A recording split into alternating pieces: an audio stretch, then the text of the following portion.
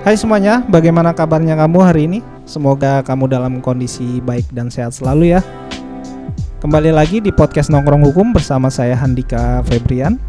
Dan kali ini di sesi Sabi, Santai Bincang Hukum.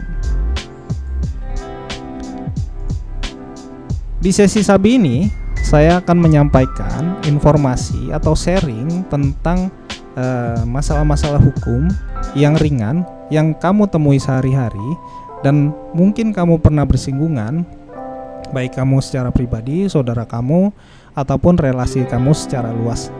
Dan yang pastinya kita akan bahas ini secara ringan, secara santai, dan pastinya mudah dipahami untuk kita semua.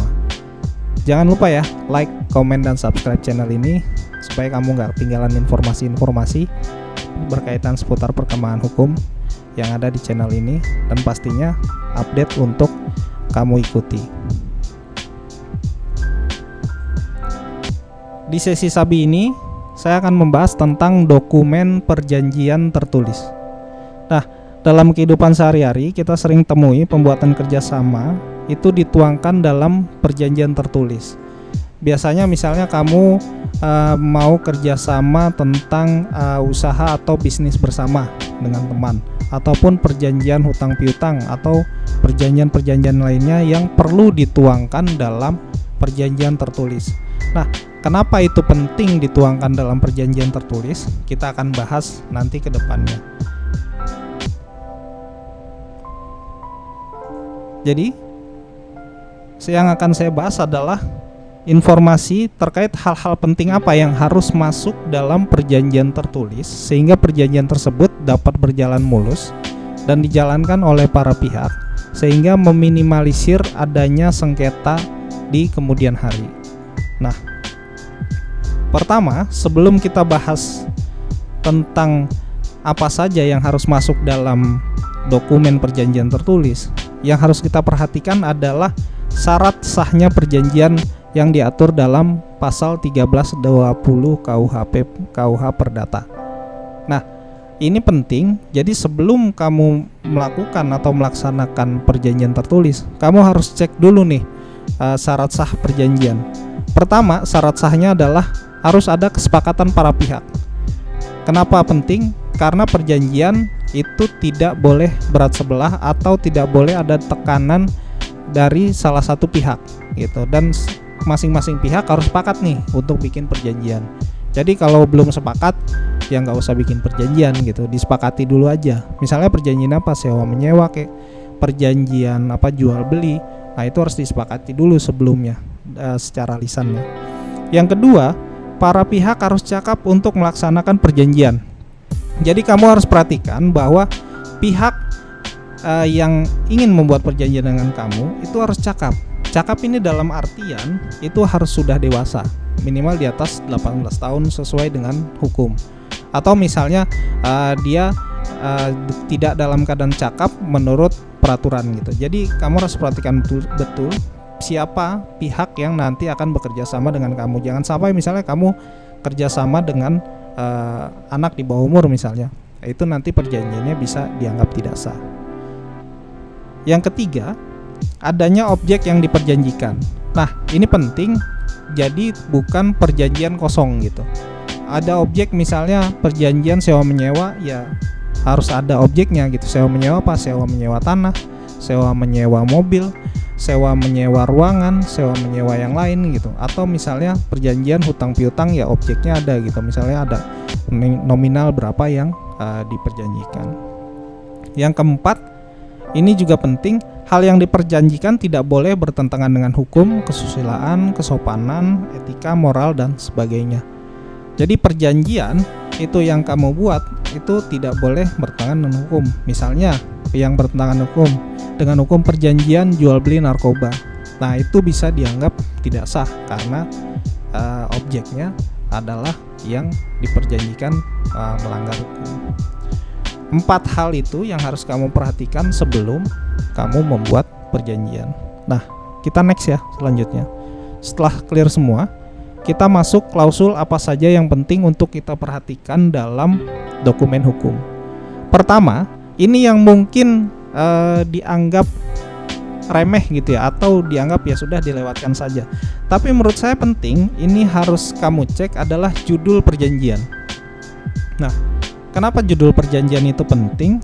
Karena dia akan menjelaskan perjanjian apa yang dimaksud gitu.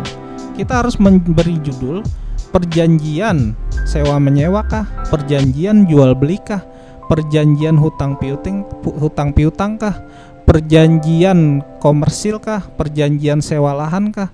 Itu harus tercantum dalam judul gitu, sehingga kita bisa lihat dalam judulnya, oh ini perjanjian tentang sewa menyewa misalnya.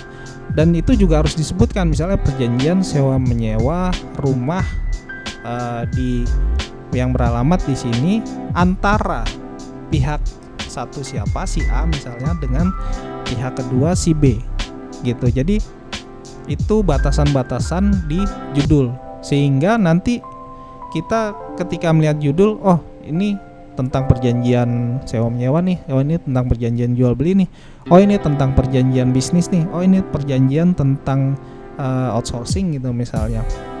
Nah, ini judul juga menjadi penting sehingga nanti kamu tidak sumir atau tidak bingung melihat bahwa secara simpel, wah ini ada perjanjiannya mengenai apa. Itu yang pertama, tentang judul perjanjian. Yang kedua, yang harus kalian cek adalah identitas masing-masing pihak. Ini penting karena perjanjian hanya berlaku secara hukum bagi para pihak yang tertuang dalam perjanjian tertulis. Misalnya antara si Handika dengan si Martin gitu. Nah, ini misalnya ada masing-masing individu. Kalian harus jelas dan detail nih. Handika itu nama lengkapnya siapa, NIP-nya, nomor identitasnya ya, nomor identitas penduduknya itu berapa, alamat jelasnya dan lengkapnya itu di mana. Nah, itu penting sehingga nanti kita bisa tunjuk siapa nih Handika. Oh, Handika yang beralamat di Jalan Mawar nomor 5 misalnya gitu, dan NIP-nya jelas. Jadi nanti menunjuknya ke siapa. Dan jangan lupa kamu harus minta salinan kopi identitas si pihak yang kamu mau melakukan perjanjian. Itu kalau dengan individu. Kalau dengan perusahaan misalnya atau badan hukum, ya kamu harus cek itu nama PT-nya, nama PT yang dimaksud harus lengkap gitu, sesuai dengan yang ada di akte. Kamu juga harus lihat akte pendirian dan akte perubahan terakhir. Kenapa ini menjadi penting? Karena nanti itu akan menentukan siapa yang berhak mewakili si perusahaan tersebut untuk menandatangani dalam perjanjian. Misalnya, yang mewakili adalah direktur utama berdasarkan nomor akte perubahan terakhir sekian. Jadi nanti itu memang adalah pihak yang sah dan berwenang untuk mewakili si perusahaan atau badan hukum di perjanjian tersebut. Ini harus diperhatikan betul karena kalau tidak, kamu bisa dianggap tidak melakukan perjanjian secara sah dengan badan hukum. Begitu.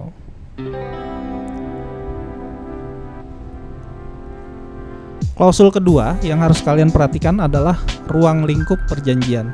Nah, ruang lingkup perjanjian ini penting karena memuat keterangan sampai mana batas-batas perjanjian tersebut dilakukan.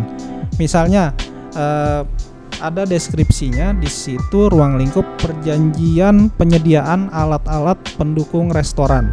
Nah, di dalam ruang lingkup ini dijelaskan secara umum, misalnya bagaimana penyediaannya, mereknya apa saja, jumlahnya berapa, bentuknya apa saja, bagaimana cara penyediaannya. Ini penting sehingga misalnya kamu di pihak si yang meminta orang untuk menyediakan alat-alat tersebut, dan ketika nanti alat-alat restoran itu sudah terpenuhi, ya kamu bisa melihat dalam perjanjian, oh ternyata batas-batasnya sampai sini, oh ternyata yang harus dilakukan oleh vendor gitu, hal-hal ini gitu. Nah, nanti itu kamu bisa menuntut hanya sesuai apa yang diperjanjikan gitu.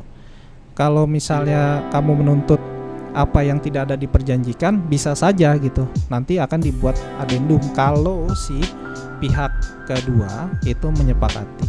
gitu. Jadi penting ruang lingkup untuk melihat batasan-batasan yang ada dalam perjanjian. Klausul selanjutnya yang menurut saya penting untuk kamu perhatikan adalah hak dan kewajiban para pihak. Gitu. Kenapa ini penting? Karena masing-masing pihak dalam perjanjian punya hak yang akan diperoleh oleh dirinya dan juga punya kewajiban yang harus dilaksanakan oleh si pelakunya gitu. Misalnya haknya adalah menerima pembayaran, kemudian mendapatkan garansi jaminan barang yang asli, haknya bisa retur kalau misalnya ada kerusakan barang gitu. Itu hak dari si misalnya pembeli gitu. Kalau penjual ya dia berhak menerima pembayaran, kemudian dia berhak menerima pelunasan dan mekanisme-mekanisme lainnya. Ini juga penting karena misalnya biasanya ada jangka waktu pembayaran tempo gitu. Misalnya temponya pembayaran mekanismenya dalam 30 hari kalender atau 30 hari kerja. Bagaimana transfernya? Transfernya melalui clearing kah? Melalui rekening siapakah? Nah, itu penting sehingga nanti ini sudah masuk nih pembayarannya, ditransfer ke rekening yang sesuai dengan yang ada di perjanjian. Selanjutnya, penyelesaian sengketa. Penyelesaian sengketa juga penting. Biasanya ada 2 klausul. Pertama, sengketa diselesaikan secara musyawarah. Yang kedua, itu diselesaikan melalui domisili pengadilan yang ditetapkan oleh para pihak. Gitu. Misalnya pengadilannya strict di Pengadilan Negeri Jakarta Pusat atau Pengadilan Negeri Jakarta Utara. Nah, ini bisa disepakati oleh para pihak. Selanjutnya, jangka waktu perjanjian. Nah, jangka waktu perjanjian ini menjadi penting kalian perhatikan karena kalau misalnya jangka waktunya tidak diatur, kalian bisa mendapat beban, misalnya beban pembelian terus-menerus atau harus melakukan perjanjian lagi dan lagi gitu. Kalau misalnya pun dibatasi, ya kalian harus juga melihat batasan jangka waktu itu menguntungkan untuk kedua belah pihak atau tidak. Misalnya untuk pelaksanaan proyek gitu dalam suatu itu tidak bisa ditentukan jangka waktunya dalam satu tahun gitu atau misalnya 2 tahun. Biasanya ada jangka waktu lagi yang ditentukan jangka waktu penyelesaian proyek gitu. Misalnya ada spare time ada 1 tahun, kemudian spare time 6 bulan, terus ada mekanisme maintenance, terus misalnya ada retensi dan sebagainya. Nah, itu juga harus diperhatikan sehingga misalnya kamu pun klaim misalnya ada kerusakan, itu bisa masuk dalam garansi yang tertuang di jangka waktu perjanjian. Terakhir, ini terkait tanda tangan para pihak.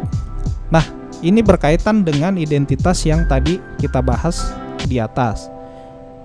Tanda tangan para pihak itu harus memuat nama siapa yang menandatangani, dia juga harus tanda tangan, biasanya ada materai di masing-masing dokumen. Setelah itu dia mewakili siapa gitu. Jangan sampai namanya di atas Pak Sumarjono misalnya yang mewakili, yang di bawah namanya Oki gitu. Nah, itu kan nggak match jadinya. Itu juga harus diperhatikan sehingga benar-benar orang yang menandatangani dokumen perjanjian itu adalah orang yang memang berkepentingan di perjanjian.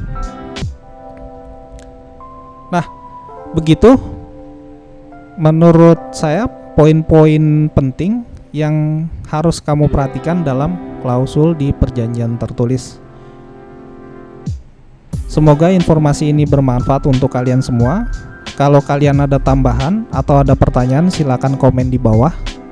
Dan sampai jumpa lagi di podcast selanjutnya. Salam.